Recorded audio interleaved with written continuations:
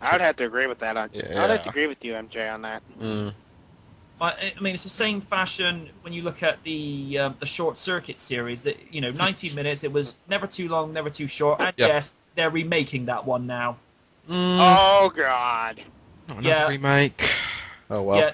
Here's the thing: the robot. They're not going to alter the design at all, and they might tempt the original voice artist to come back, which I thought. Fair enough. Yes, Yeah. that's good. Yeah. Fair enough. But then they added the whole Shia LaBeouf Bumblebee scenario, and I thought, oh, No. God. Oh no! Oh God, no! Oh dear. This is why some things, as you said, Ryder, some things are best left alone. I mean, just try and write something more. Write something different, please. How hard can it be? I'd agree with Yeah. Ryder.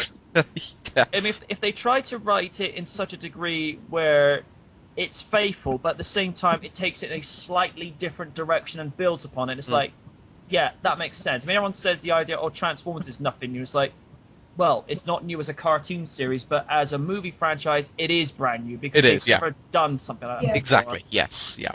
I mean, with Back to the Future, the only way realistically you could ever remake it is if, well, obviously, yeah, stay faithful to where the source material has come from, but at the same time, do it in such a way that's not going to make people say, what was wrong with the other three movies? Make them stand and take notes and say, this is actually good. Yeah.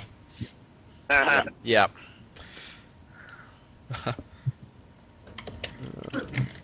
Something I was kind of thinking about the other day. Right? It's a lot easier for a DeLorean to appear out of nowhere than a train. So say a train appears in your front yard, you're kind of like, Yeah.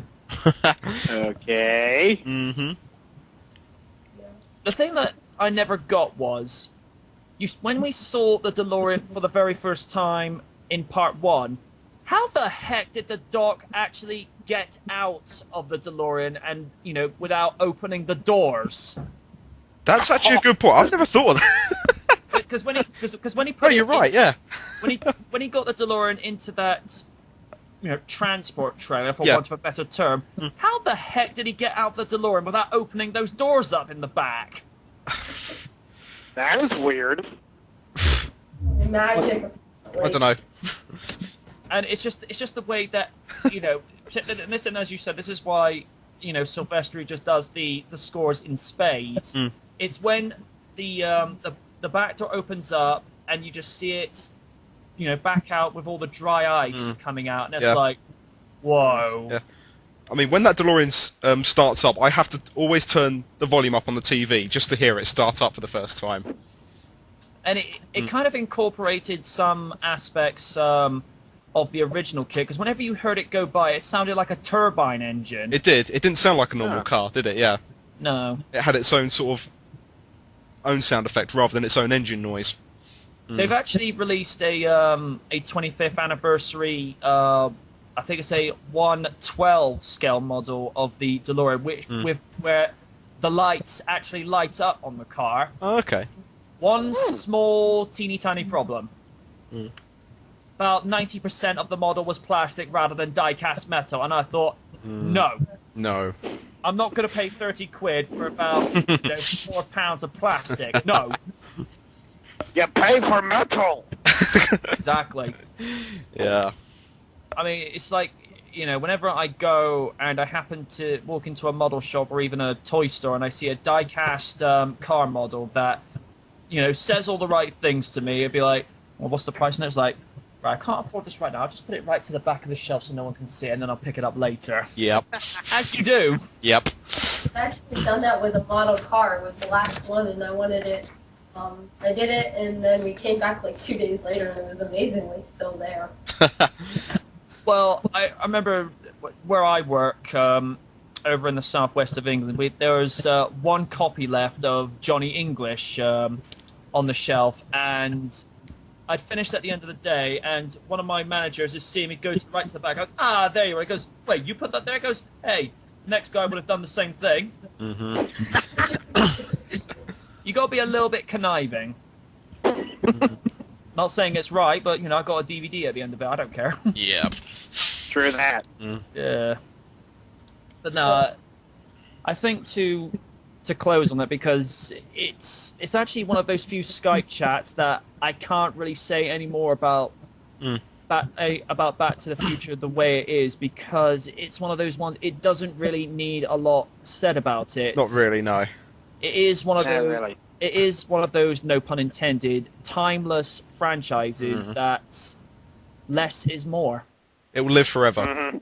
Yeah. It will live forever. I've never been bored of it. I never will do. And as I keep saying, I'm watching it now as I'm talking to you. Yeah.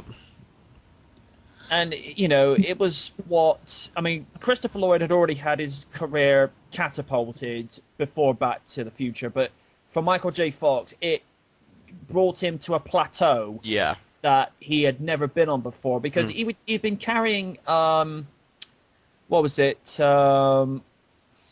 Family Ties. Yes, it was. Yes. On his back, because Meredith Beth Baxter had to leave because she was having her first child. And to start off with, they originally didn't give him the script because, you know, he had the responsibility of the show. But when they came back to him again, because for whatever reason Eric Stoltz wasn't right for the part of Marty, Yeah. they let him have the script, and he just said, you know what, I don't care. I don't need sleep. I will, you know, do the reshoots of, you know, of my character at night and do Family Ties during the day. And Yeah. I think I remember reading him saying he only got the better part of something like 2 to 3 hours sleep a day Yeah.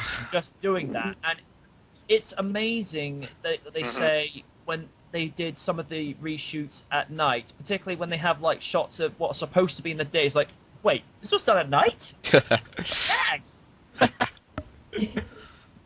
I mean, I don't know why they got rid of Eric Stoltz. I mean, I've only ever seen Eric Stoltz in the movie Mask that also had Cher in it, and he was a very decent actor in that. So, I mean, the studio execs must have had their reasons and their quibbles to replace him and eventually bring in Michael J. Fox. And I don't know what it is with Michael. He just has this very boyish, youthful, lovable charm about him, where, you know, he could say something one moment and then, you know, he'll just act out a scene. And it's just like, why were we mad at him again? Yeah. I was surprised how good he was in Stuart Little. But his voice He was good in that. Yeah. His voice just suits the character. Yeah. But and then of course, you know, he goes and does Disney's, you know, Atlantis and Return to Atlantis. I'm like, it's like, well, Michael's still doing well, but you know, as I said before, as long as he's on his medication, you know, he can't really do any wrong. No. Yeah. Like I say, I think we'll call it time on this because, Sure.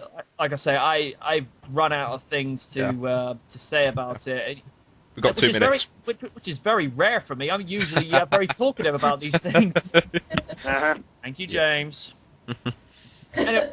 Anyway, from this milestone issue of Movie Night, I have been your host, MJ Knight, with my partner in crime, X24 Rider. Thank you, MJ. Thank you very much.